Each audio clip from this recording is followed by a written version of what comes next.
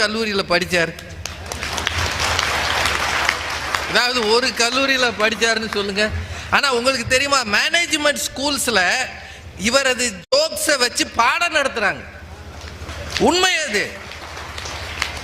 அட்மினிஸ்ட்ரேஷனில் எப்படி ஜாலியாக இருக்கிறது, எப்படி ஸ்ட்ரெஸ் ரிலீஃப், இதெல்லாம் சொல்றதுக்கு வடிவேலு எங்கோ அவர் மதுரைக்காரர் தான். விட வேண்டியதான மதுரைக்காரர்கள்லாம் சேர்த்து.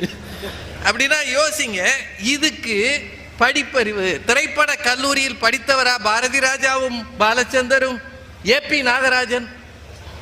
திருவிளையாடலும் தில்லானா மோகனாம்பாடும் உலக திரைப்பட வரலாற்றில் மிகப்பெரிய உயரங்களில் எந்நாடும் இருக்கும் உருவாக்கி தந்தவர் ஏபி நாகராஜன்.